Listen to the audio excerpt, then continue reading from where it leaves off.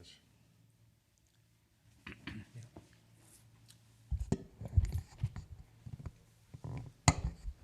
So in absence of our president, I would entertain a motion from the dais to nominate whoever you so desire as president pro tem for this evening. I move that we nominate James Ballou as president pro tem for the evening. Second. Floor is yours. You don't need a roll call? No, you don't need a roll call. Okay, well, thank you. Okay, well, good evening, everyone. Welcome to the Vernon Hills Park District Board of Commissioners regular board meeting of July 25th, 2019. It is 6:30 p.m. I need a roll call, please. Commissioner Kessler, Here. Commissioner Robbins, Here. Commissioner Moline, Commissioner Blue, Present. President Dorhoeffer. Can we all rise for the Pledge of Allegiance?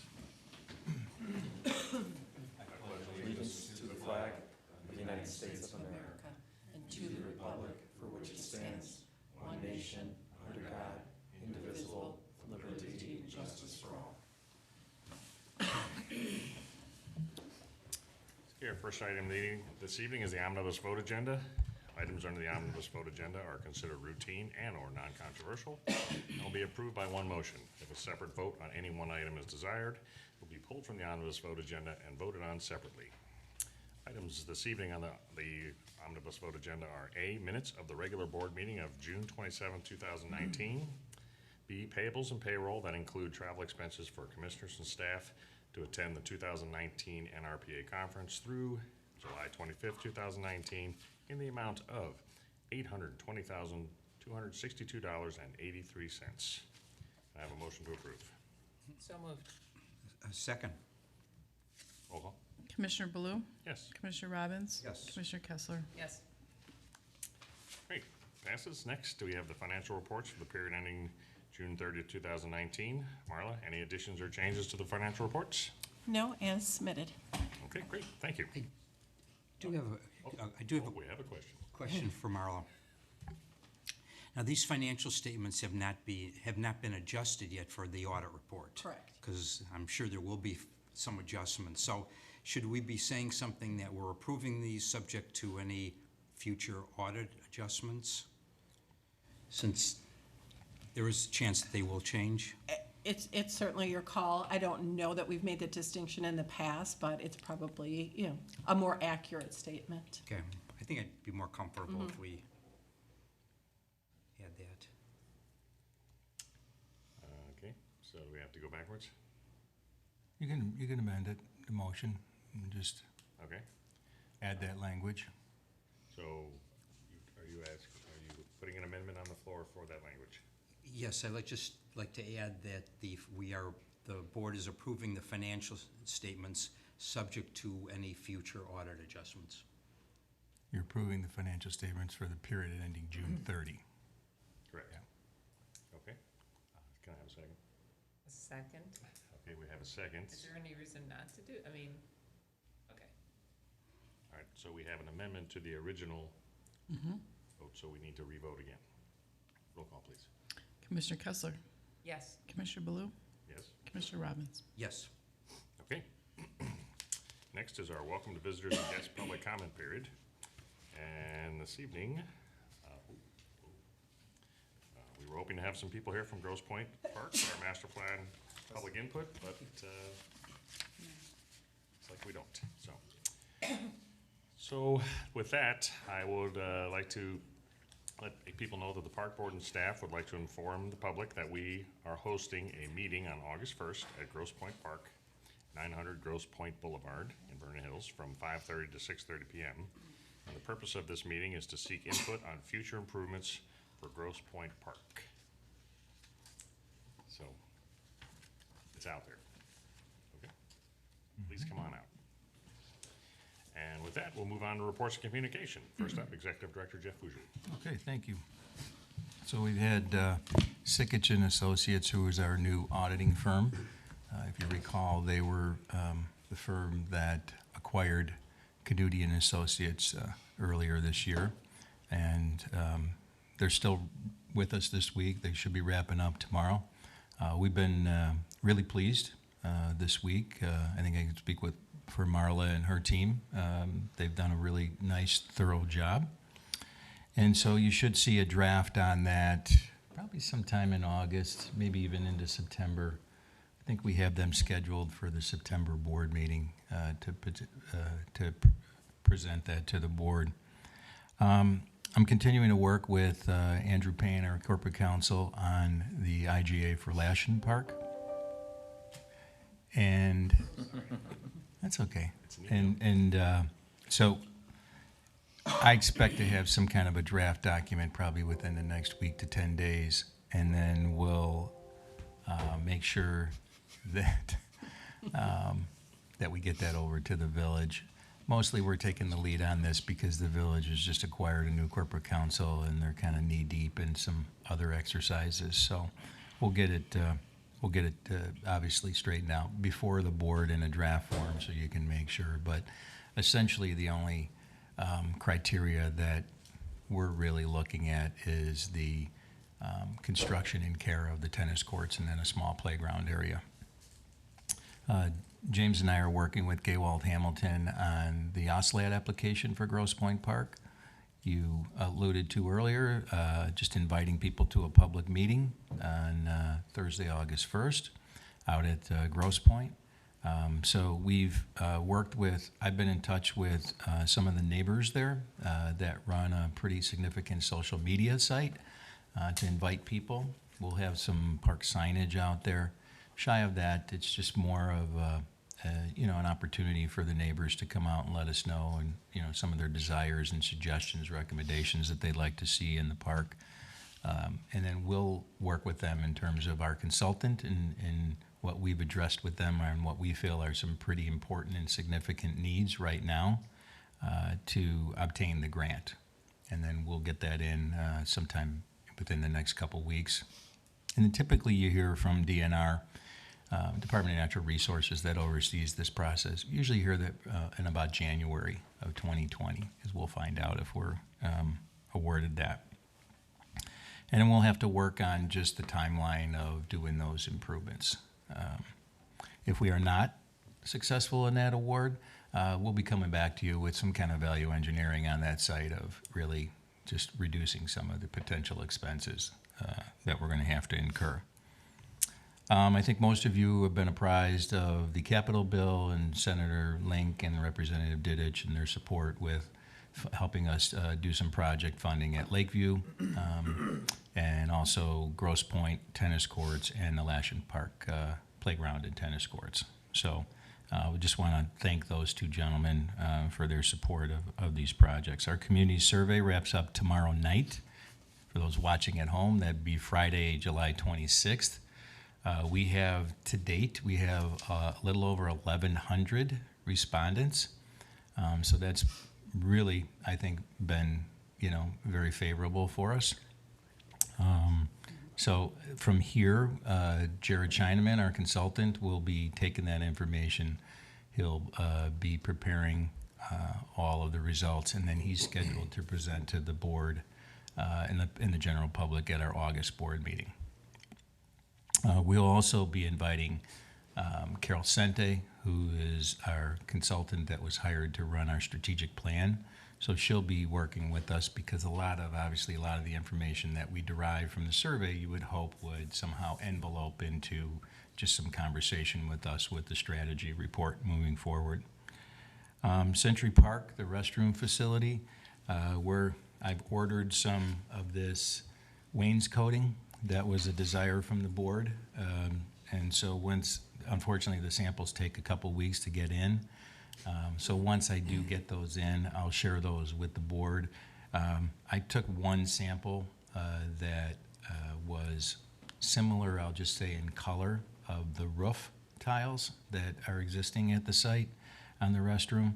So if there's something that you don't like, particularly with that, there's hundreds of other colors.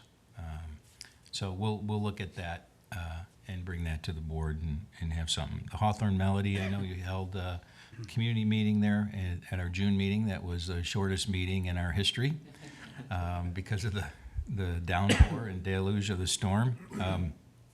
I did speak with A few of the residents that attended and provided some, they provided me with some survey results that they did on their own of some amenities that they would like to see. And from a consensus of what we felt from the staff, a bags and horseshoe pit that we would put just next to the pavilion where you happen to be sitting that night. Also, James and I talked about just putting a set of soccer goals up on that north end. You can play soccer in the grass if it's a little wet. And then we're real interested in doing a community garden out there. We feel we can get about 8 or 9 plots out there.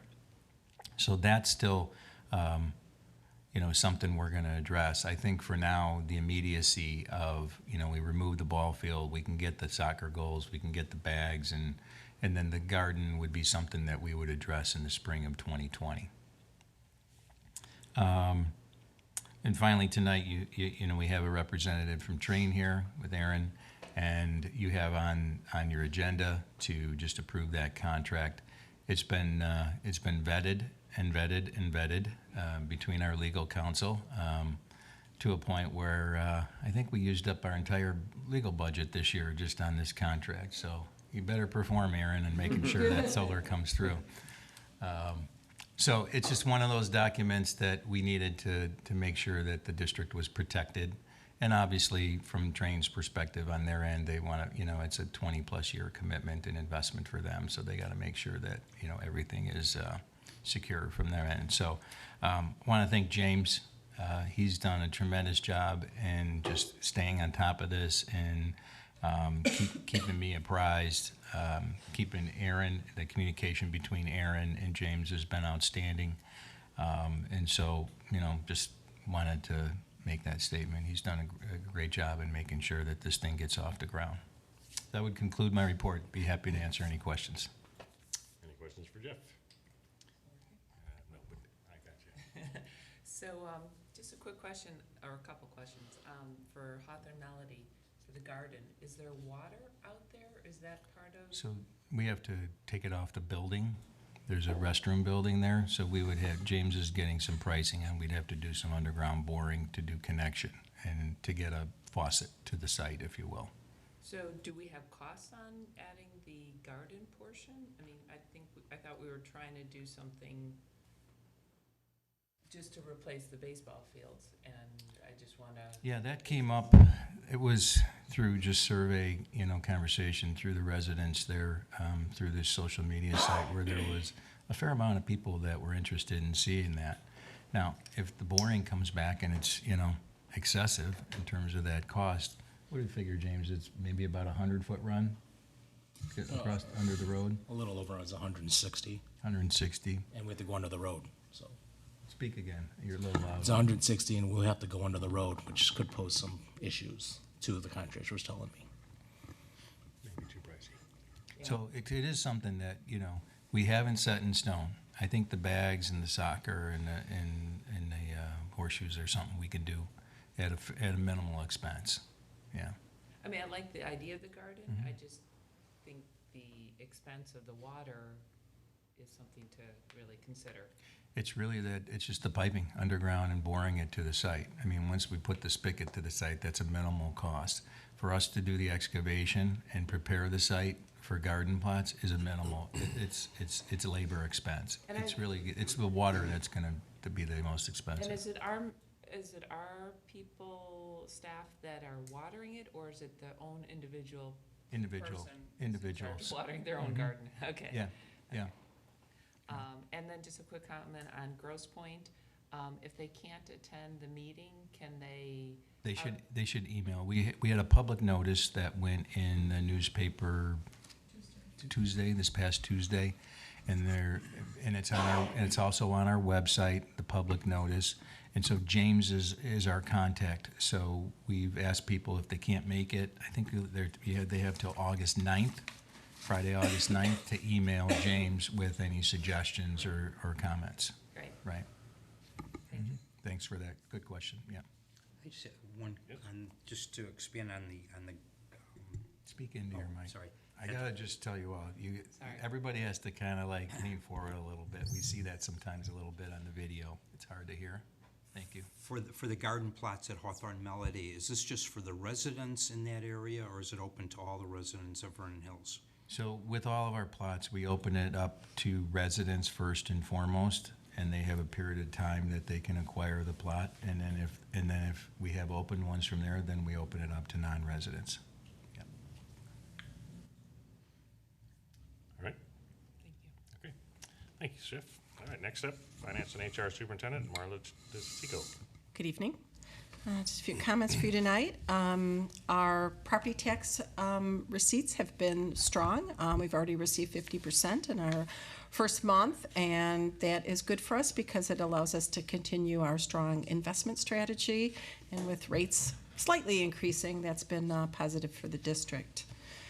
We just completed upgrading our audio-visual equipment in our community room. The upgrade includes new speakers, audio control amplifiers and receivers, and a mounted projector. This will be very positive for renters as well as for the park district itself in using the community room. So that should be a really good benefit, and it's also much simpler for staff to use, which was always a concern. And I wanted to thank Jessica Mitchell she just submitted an application for the Exceptional Workplace Award. We originally got this award in 2014, and it's a 5-year award. It recognizes park and recreation agencies that have gone above and beyond to identify and achieve a high level of health and wellness for their employees. So hopefully, based on Jessica's application, we will receive that award again. That's given out during conference at the IPRA business meeting.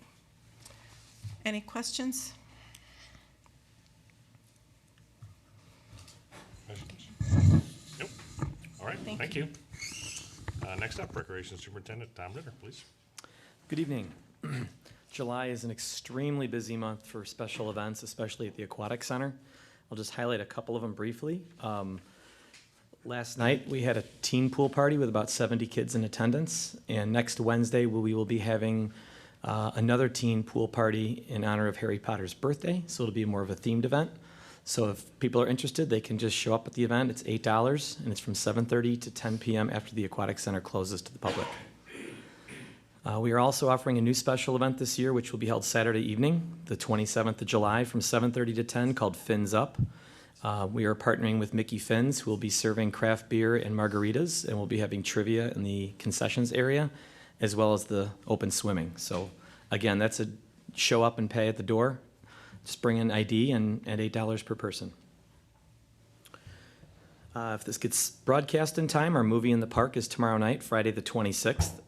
It begins at dusk at Deer Path Park. This month's movie is Christopher Robin. These movies are free to anybody. Friday, August 2nd will be our annual Summer Splash at the Aquatic Center from 5:30 to 8 p.m. Tickets are $5. They can be purchased in advance at the Sullivan Center. We do have inflatable games set up at the facility, and that's included in your purchase price. We do our annual duck races as well. That's always a very popular event. Those tickets can be purchased at the actual event. And this year we're adding I'm just calling it a shoebox-sized boat regatta. So the kids at camp are making boats out of shoeboxes or cardboard boxes, and we'll have them floating around the river later in the evening of that event. So that should be a nice addition, something to watch. We're in full gear to get ready for our 9th annual Little Bear Rib Fest at Century Park. This year's dates are Friday, August 16th and Saturday, August 17th. Friday is from 6 o'clock to 11 o'clock p.m. and Saturday is from 4 to 11. We will have 6 rib vendors this year. Last year we had 5. We have all 5 returning, and Vernon Hills welcomed City Barbecue to Melody Farms this year, and they are going to be joining us that night. So we'll have six rib vendors. Our anchor music will be, Friday night will be the Blues Beatles. They are very well received. They are from Brazil. Couldn't remember which country. They're from Brazil. I suggest people check them out on YouTube. They're very entertaining. It should be a great main act on Friday at 9 o'clock. Saturday we'll have Kevin Purcell and the Nightburners back. They are local, kind of a rock and blues sound.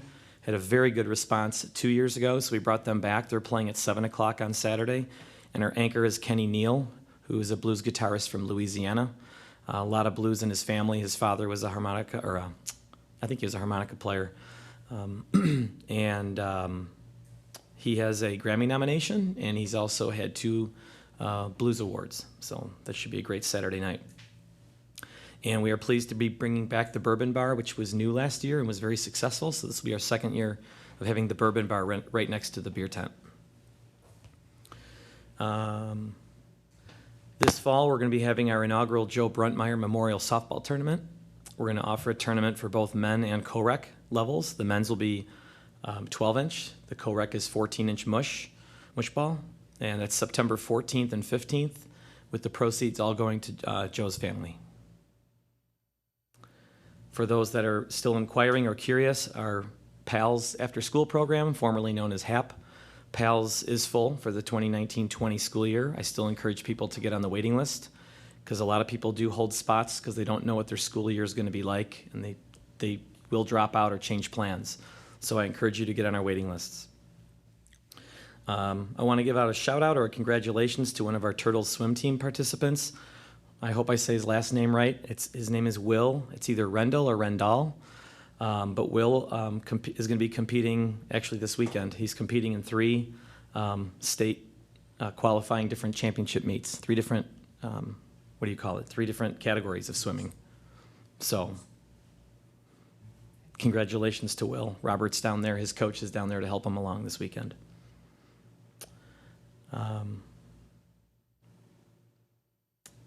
I like to, every once or twice a year, remind everybody that we have drop-in table tennis at the Sullivan Center on a year-round basis.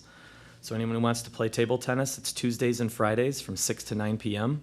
It's just $5 admission at the doors. If people do not have the equipment, more than willing, we have paddles and balls available for use.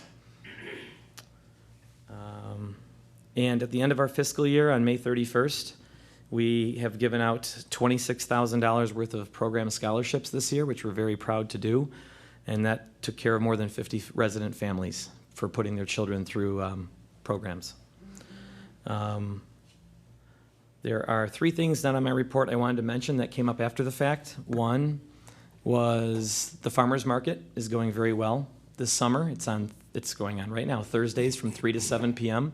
at Century Park South. And we've decided to expand it by a month. It says that it ends on August 29th, but we're going to run it through September 26th.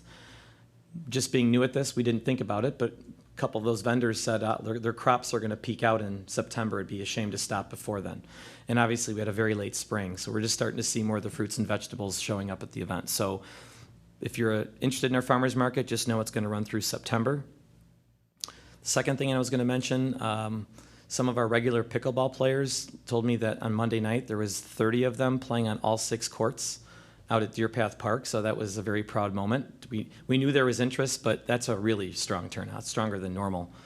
And finally, with Gail's pending retirement August 30th, we did hire her replacement, and we were very proud to mention that Julie Friels is going to be coming to us as our new early childhood supervisor.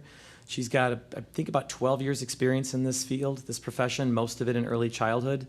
About 5 years in Lindenhurst, and most recently 5 years at the Elmhurst Park District. And we're very impressed with her interview and references, and she'll be starting on August 19th. She'll have 2 weeks to overlap time with Gail and transition to her new position. And that's it. Let's see if you have any questions. That's long enough. Any questions for Tom? All right, thank you. Thank you. Next up, Park Superintendent James Kim. Good evening. Just want to start with a couple of general comments. Parks Department planted about 45 trees this month, most of them over at Century Park in Augusta, and many of them were memorial trees. I'm working with a group, Go Green Vernon Hills. It's a group of residents and SWACO initiative to establish a composting program in Vernon Hills. So at the Indianwood Garden Plot, we have established at least 1 composting bin. There are some rules and regulations posted on the bin, so if you're interested, please let me know. My number is 847-996-6817. A tree and bench donation program. We've had 4 bench memorials and 6 tree donations in the past 2 months. In some years, that's as many as we would do in a whole year. Overall, this program is doing well and has done well for the last couple of years, but the number of memorial applications is growing and the number of spots is starting to dwindle. So at this time, Rick Crozier and I have decided to suspend the program until at least Labor Day and reevaluate again through the end of the year. We do appreciate the numerous memorial trees and benches and hope to roll out a revised program soon. Burke Engineering came out 2 months ago to present a couple of options for several of our lakes. Evergreen Lake is one of them that is included in your board packet. There's 2 ponds over at Grosse Point, one at Pontiac and Fury Lane and the one over behind the ball field. We have already installed the aerated bubbler, the one behind the ball field, and it is working very well. This week, a contractor started clearing many of the willow trees on Pontiac Lane, and work is gonna continue through the winter as schedules dictate. The trees are not diseased. We're just going by Burke's recommendation to eliminate some organic material from falling into the lake. And the willows are really prohibiting any kind of ground cover growth, so it's always muddy, and the sediment gets into the pond. Solar panel project, Aaron's here from Tran, and the contract is in your board packet. And that concludes my report, if there's any questions. Any questions? Yes. I have a question. The Lakeview shutdown, and I don't know if I should wait on that, but since we may be doing work there, should we reconsider what we do on that shutdown? You talked about the flooring and things like that. If it's gonna get trashed with additional work, is it worth redoing some of that in the anticipation of big work happening? So most of the big work is going to be summer of 2020. So another year from now, roughly. Most of the work we're going to be doing with the shutdown is just general cleaning and maintenance. Originally, we had intended to do some carpeting in the locker rooms. We're not going to do that. Okay. Yeah, we're going to hold off on that until next summer. Okay, Does then. that answer your question? Yes, Okay. thank you. So how does Century Park survive? We're working with the village. The village has agreed, the Public Works has agreed to repair all the damage from the carnival, and then we would work with them on all the damage in our Rib Fest festival grounds. So basically the gazebo south to the stage. The Rib Fest area is not nearly as bad as we thought. Staff has already been out there, they've aerated. They've overcast this wetting agent that helps with moisture, and then we're gonna aerate again and seed with the rain. Hopefully we're getting on Sunday, Monday, Tuesday. We've taken out our water wheel and it works. So if it doesn't rain on Monday, we're gonna set up the water wheel and pull water out of the lake and just irrigate until things start to come back up. And the village is gonna focus really on the carnival area. It's pretty bad out there. The carnival area is pretty bad. And walking it does a lot of justice versus driving past it. You really see how bad some of the ruts can be. Okay, because I know there was a lot of people slapping around Saturday night, so. Yeah, you got a pretty good downpour in a short amount of time. Yes, we did. So, But, okay. you know, on that note too, the area with Century Park South where we put in that Grasscrete product is not holding up at all. It took a lot of damage from this recent weekend. So the contractor, we feel very strongly that the contractor just did a poor installation job. So they're scheduled to come out. We're scheduled to get a plan, an updated plan from them tomorrow. And then early next week, they're coming back out to fix that.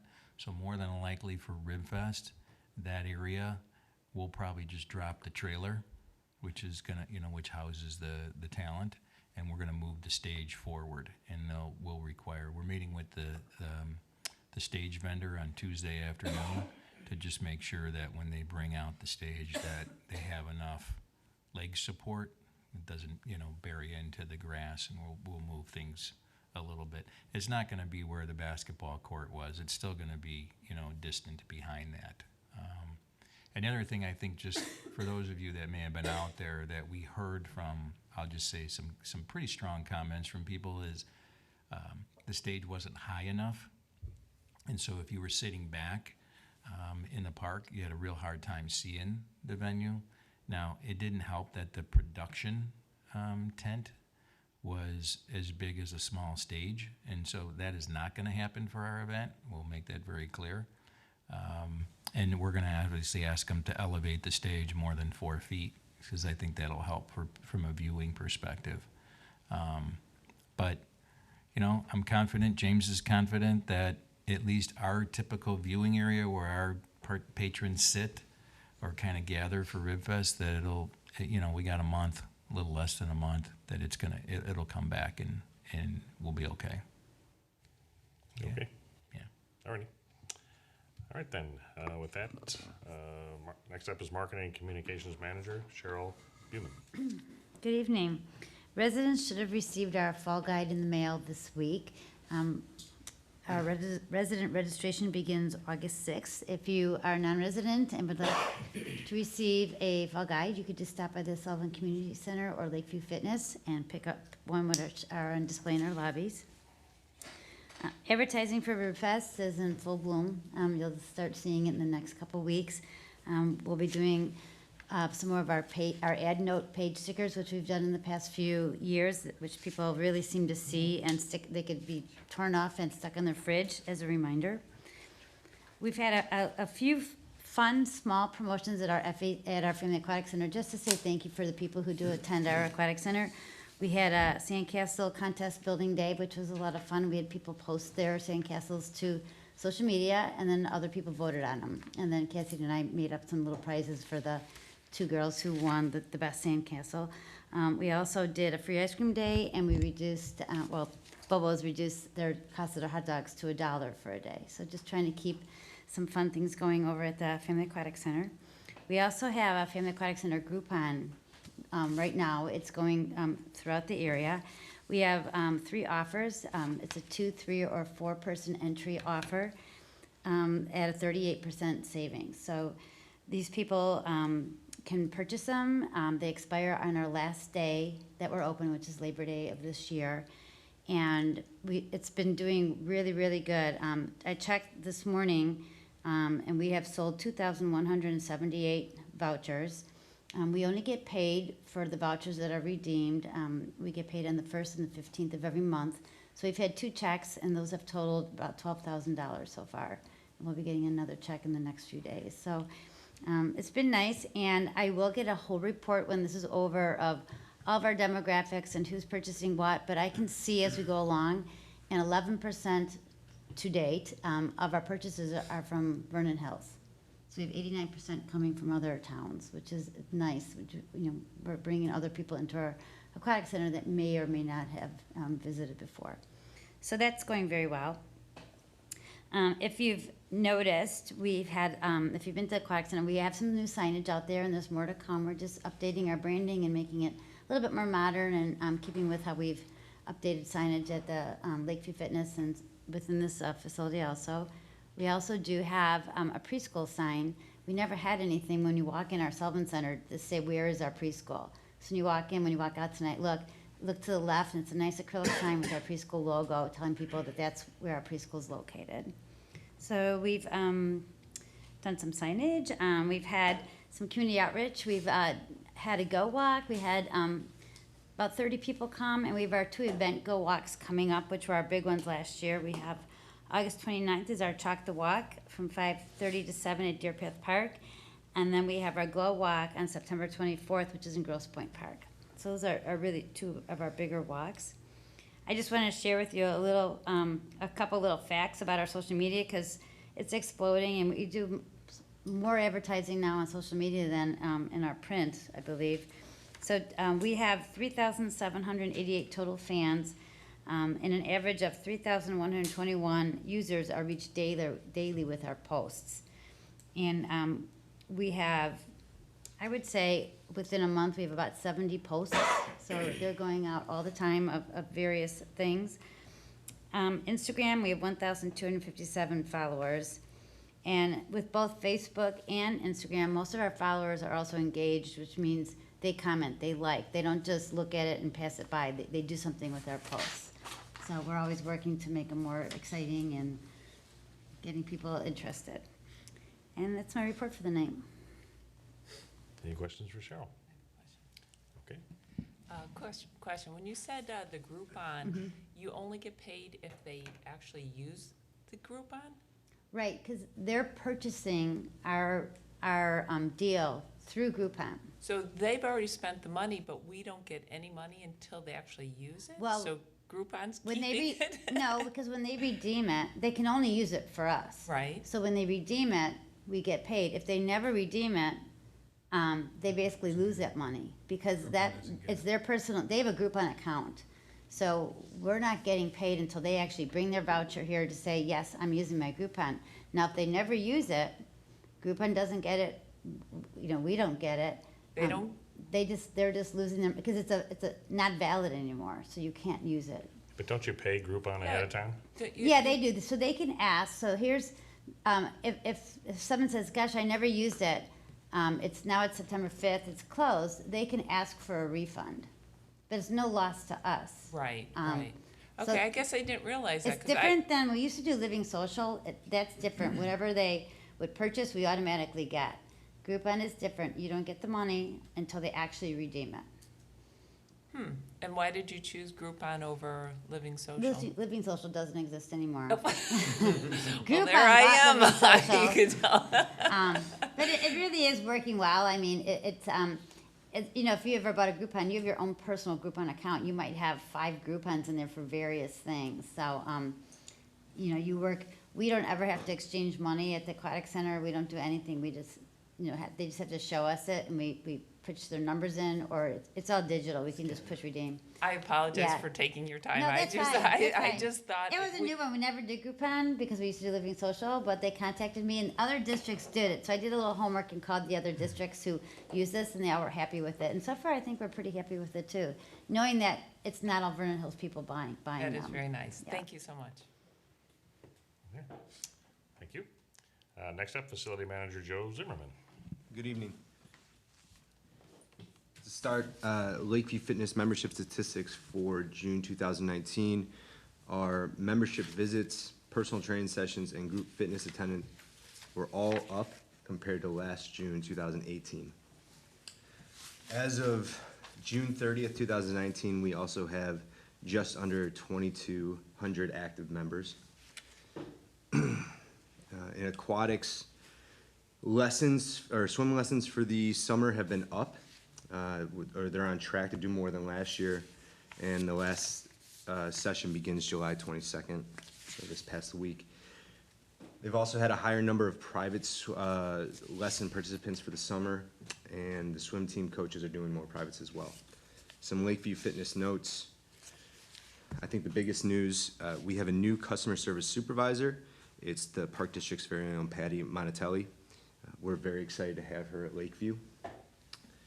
We will be having our annual shutdown for maintenance August 5th through the 9th, and that'll include the cardio and weight room. As for the pool will be shut down August 5th through the 16th. Members may use Mundelein facility August 5th through the 9th, and their pool August 5th through the 16th. Members may also use the FAC for the 5th through the 9th. Starting August 10th, we will be introducing a new program called Gain to Win. This is a new spin on our Lose to Win program that we've had in the past. Instead of weight loss, we'll be asking participants to focus on fitness gains, and will help you reach your goals. The program will run from August 10th to October 12th. You can learn more and or sign up by visiting the fitness programs pages under Lakeview Fitness on our website. Just want to thank the board for allowing Lakeview the opportunity to walk in the 4th of July parade, and we had a great time. And we also set up a booth at the fireworks celebration, which seemed to be quite a hit. Last thing I'll mention is our boot camp. One of our trainers, Maureen Boswell, will be running a boot camp style program on Tuesdays at 8:30 through August 27th. So still a month left to participate in that. It is a paid program, and you can register online or at either front desk at Lakeview or Sullivan, if there's any questions. Any questions? All right, thank you. All right, I don't believe we have any commissioner committee reports this evening. We do have one item of correspondence. It's from Congressman Brad Schneider. And it says, "Dear Executive Director Fujuru, congratulations to you, your staff, and the Vernon Hills Park District on being selected as a finalist for the 2019 National Gold Medal Award Program for Excellence in Park and Recreation Management. Receiving this prestigious distinction is a testament to the hard work and dedication of everyone at the Park District. Every year, the American Academy for Park and Recreation Administration recognizes a handful of park districts around the country that have both excelled in community engagement and providing meaningful services to residents. To receive this distinction, Vernon Hills Park District has demonstrated its ability to implement long-term planning, resource management, and innovative approaches to deliver programs to constituents. Your work, along with the work done by your team at the Park District, serves as a model for park districts around the state. I send my best to you and everyone at the Vernon Hills Park District as you celebrate this accomplishment, and I hope to continue working closely with you on behalf of our shared constituents. Please know my team and I are here to help and can be reached anytime in my Lincolnshire or Washington offices. Sincerely, Bradley S. Schneider." Okay, with that, we move on to some unfinished business. The Evergreen Lake recommendation, staff has recommended awarding the contract for professional services to Christopher B. Burke Engineering for future improvements to Evergreen Lake. Before we ask for a motion, James, anything else you want to fill us in on this details that we got, or anything we should know?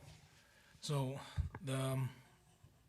this comes from the deterioration of the lake over the years. It is a detention pond, and there's a distinction that they've made is this is not considered a lake technically, and they've written that several times in the memorandum.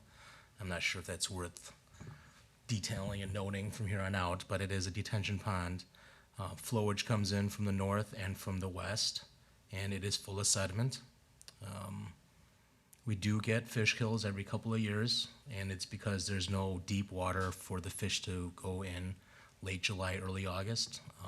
Usually we do get a microburst storm lately in August sometime, and that doesn't help matters as sometimes the water may flip, and that's another product of there being so much sediment. In the report, it shows the points where the water depth is and the most sediment collected.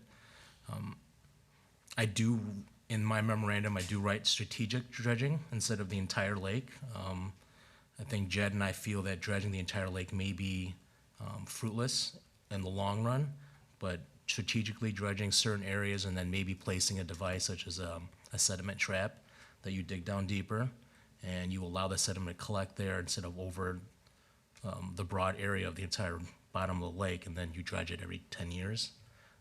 He says that's been very successful in a lot of detention ponds. Right now, the lake looks very good. We do pay a lot of money for McLeod Aquatics to come out and spray twice a week, or every other week, excuse me.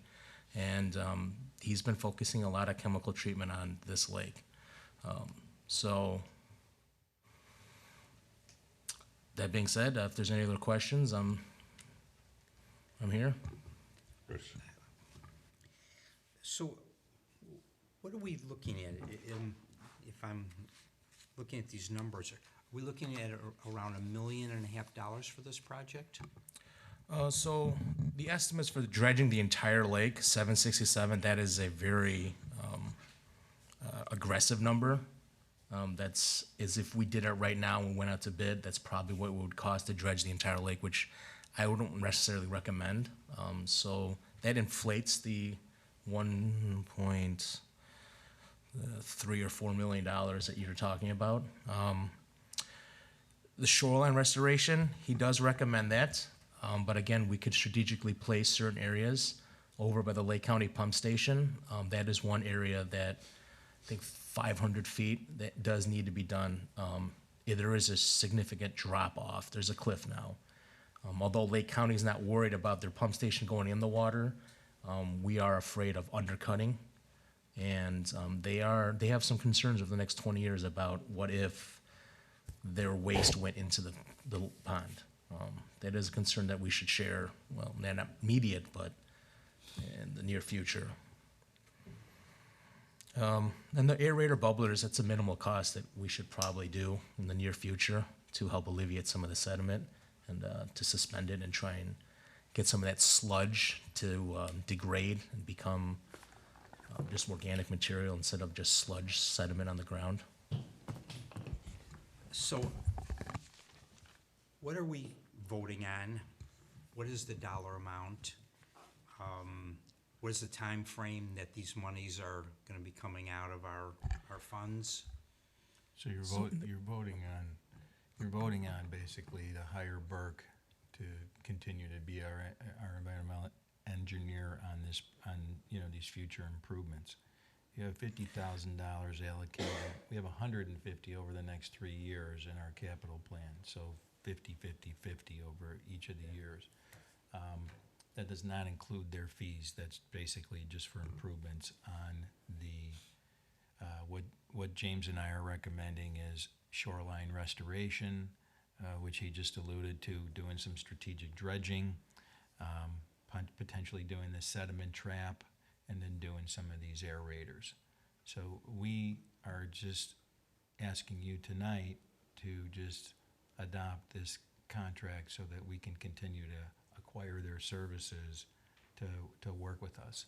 There's also, future opportunities, and maybe you want to expand, James, of, some grant opportunities that we can look at too, that are potentially going to come up next year. Yeah, there's a 319 grant, the Clean Water Act, that Lake County 2 years ago received, I think, $5 million. And the Lake County water specialist came out to look at Evergreen, and we would qualify. A lot of this work would qualify. Dredging does not, unfortunately, which doesn't make sense to me, but the shoreline restoration would be almost paid for 100% because that stops sediments. And then the bubbler aerators, they might pay up to 50%. So there's some cost savings there. That's where Burke comes in, because they are a qualified engineer who can't get their paperwork in on time. We'll coordinate all that with both the U.S. Waterways and with Lake County, because this is a federal grant that gets trickled down to the states. And that's really the only grant out there. I think just, again, to echo James' initial comment, that this is a detention pond, and I'm happy to see that at least Burke identifies it as such, because we tend to think of it, and our citizens that have property along there think of it as their private lake, and really that's what we keep hearing from them, and we refer to it as Evergreen Lake, Willow Lake, Firethorn Lake, Big Bear Lake, Little Bear Lake. They're basically all detention ponds. So that's been something. I know I've been talking with some of the other commissioners too about just the management of the property, because the agreements we have on this is that we've kind of taken the lead on managing the entire site. The villages last year did a nice, new culvert, so they did some shoreline work. I think in principle, they want to work with us maybe in throwing some dollars to it to help us continue to advance just maybe the restoration. But I think right now their focus is really on Lake Charles. They've got a really big task in trying to clean up that, so Evergreen is not necessarily a priority for them. At least that's what we've been kind of told.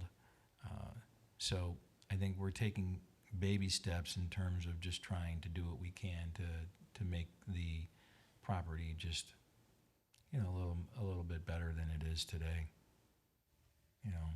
So. But, okay, if we've budgeted 50,000 a year for the next 3 years, what about the rest of the monies? Okay, maybe there are some grants. That's not a certainty that we're gonna get those. When will we have to pay the rest of the money? When is this and how long is this project? And Yeah, so all good questions. I think I don't have a crystal ball to tell you 3 years from now, Bruce, if we drop 150 into this and we just do restoration work and shoreline and sediment removal and sediment traps, how much of that is really going to benefit the entire property? And so we would have to come back to you at a later date. What Burke is proposing is, the end-all, fix-all is, give me 7 figures and you'll get this thing looking, prim and proper. Well, we don't have that kind of money. Right.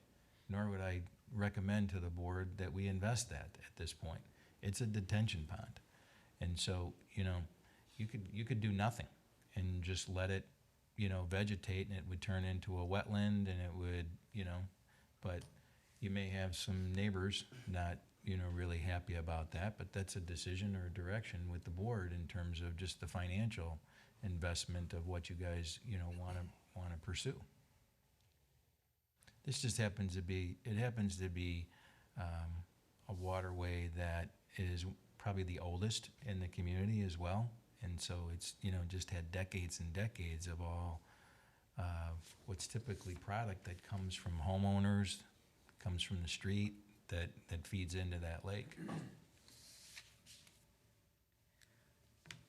Any other questions that James and I could answer? Okay, so what are we voting on tonight?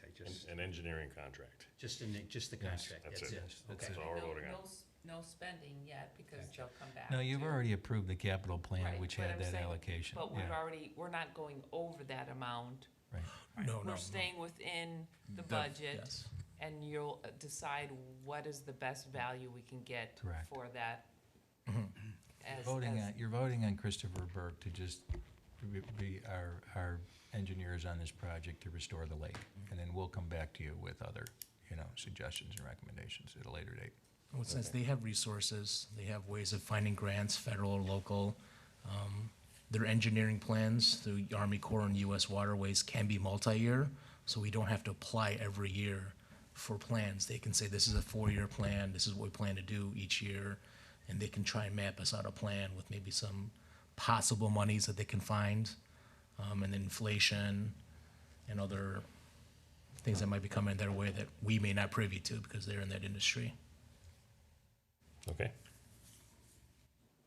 I guess I'll just add, I mean, I hate to keep fighting nature, you know, so making things go to how it would normally go is something I would tend to lean towards, but given where this lake, or where this detention pond is, and how much people are walking, it's right in the middle of close to a lot of homes, and so I guess I would say it's worth seeing if we can maintain it in a way that, without going crazy, a way of maintaining the health of the water. Yeah, and I think if you want to see a good piece of waterway that the village has, is Harvey Lake, which is right across from Century Park off of Lakeview Parkway. So a lot of townhomes that are in Greg's Landing back up to that area. It's basically a lot of wildflower, and it's a lot of native plantings, and it's if you took that lake at Evergreen and just let it go, that's what it would look like. And, you know, it looks nice. I mean, it just depends on what your desire is. And I just think your comment, though, you know, with all the property homeowners, they're used to that. They're used to seeing a nice lake, per se, with a fountain, and it's decorative, and then they may not want that, they may not desire to see something like that. But I'm just telling you, as that's an option, if you ever decided you didn't want to continue to pour money into this thing, that's what it would look like. And I would, you know, we can schedule a field trip. You can drive by it. You can see it from your car if you ever drove, you know, on your own. Well, I guess, It's not that bad, truly, in my opinion. That's just my opinion. I know so I other people guess, would argue with that. I mean, I'm wondering, I was originally thinking, let's maintain it, let's see where it comes to. But, I mean, is this something that are we just gonna be fighting something ongoing for many years and never be able to get a hold, be able to have a nice pond there? Is it, I mean, if you spent the 1.4 million and started from scratch, from zero, let's just say, it may look pretty nice for 10, 15 years, but 20 years from now, the same conversation might be happening with new staff and the new board members. Because like you were alluding to, it's coming from the neighborhood. I mean, it could just Be be, in 20 years. yeah, it could happen all over again, even with shoreline restoration. I mean, did you get an indication? is this just such a big project to maintain? I don't, I mean, I'm looking for more guidance. I'm not sure. In their report, they do recommend substantial financial allocation each year, which we haven't done in a while, and so now we're starting to do that, but I don't know what that allocation is gonna be every year to maintain. Well, I guess that is my question. How much are we talking to maintain this on a yearly basis? And if we put that money into making it something else, a wildflower area, is that something that the cost would be more manageable? And do you think the homeowners could see value in it? I mean, I'm probably opening up a big can of worms, but Well, again, I think it goes this is to. something like, I don't think I can sit here right now and, No, and that's why we're just telling you, we've allocated $150,000 the next 3 years in our CIP. And then they have a suggestion, I think, adding in year 4 to put $100K into it. So over the next 4 years, with their recommendation, they want to see us put $250,000 into this. And, you know, that's a decision for the board if you want to desire to put that kind of funding into a pond that in principle, on paper, we don't own. It's most of we maintain it because it's within our park, but truly there's a village operation, and so I think the village has some vested interest to assist us. I just think right now their priority is Lake Charles, which is a much larger body of water than Evergreen is, and impacts a greater amount of just, waterways. Feeds into Big Bear, feeds a lot of property owners. They got a golf course there, parks, a couple parks that surround it. So I think that's their priority right now. And I just, Cindy, I wish I could tell you that this is what, I think right now all we want to do is, let's see where that 50 grand is going to get us in terms of sediment removal, in terms of shoreline restoration. And we're just doing little pieces and parcels to try and make it at least look a little bit more pleasant. But when you got 5-foot depths of sediment, right, and they're telling you you're going to spend $750,000 to remove all that sediment, we don't have that kind of funding at all. Nor would I recommend we even go down that route to put that kind of money into a detention pond. I mean, we've got a lot of other projects, in park improvements that I think would take a lot more precedent and priority. That's just me speaking, But, you may not get that same sediment from neighbors that live there. And we haven't had like a lot of people knocking on our door. Obviously, nobody, you don't have a lot of people coming to your meetings. We have a couple of pretty vocal residents that we've met with and spoke with consistently, and we've worked with the village with them as well. And so I think right now there's at least satisfaction that we're going to do something, and we'll just have to go from there. And we'll just keep you apprised yearly of where things are at. okay, I mean, I guess I would go ahead, for me, I guess I'll go ahead and approve it to see if we can at least see where it comes out to be, see what kind of information we get. But I am hesitant on putting a lot of money into something that is just gonna be, not be able to get the results we want. Okay. Now, what about their fees? I think I saw something, the fees are 35 to 50,000? Yeah, that'd be It's over the course of the course of entire- many years. Just, Gotcha. So it's just kind of a pay for play, when we hire them, depending on what we need them to do, that's what they'll bill us at. Okay, with that, I need a motion to approve the recommendation to award the contract to Christopher B. Burke Engineering. So moved. Second, Roll call. Commissioner Blue? Yes. Commissioner Robbins? Yes. Commissioner Kessler? yes. Okay, next up is our Train Solar contract approval. Aaron from Train is here if there are any questions for any of the board members. You got off easy, didn't you? So for that, I need a motion to approve the solar power services agreement between Train US Inc. and the Vernon Hills Park District effective July 25th, 2019. So moved. Second. Roll call, please. Commissioner Robbins? Yes. Commissioner Baloo? Yes. Commissioner Kessler? Yes, because I know they've been vetted many times. And then the last item this evening is a motion to approve Resolution 4-19, approving and authorizing the submittal of an application for a community development block grant. So moved. Second. Roll call. Commissioner Kessler? Yes. Commissioner Baloo? Yes. Commissioner Robbins? Yes. All right, Commissioner comments. Commissioner Robbins? Nothing tonight. Commissioner Kessler? Nothing. As for me, everyone, please come out to Ribfest. Have a good time. You'll enjoy it. And with that, I need a motion to adjourn. So moved. Second. Roll call. Commissioner Kessler? Yes. Commissioner Robbins? Yes. Commissioner Baloo? Yes, we are adjourned. Thank you.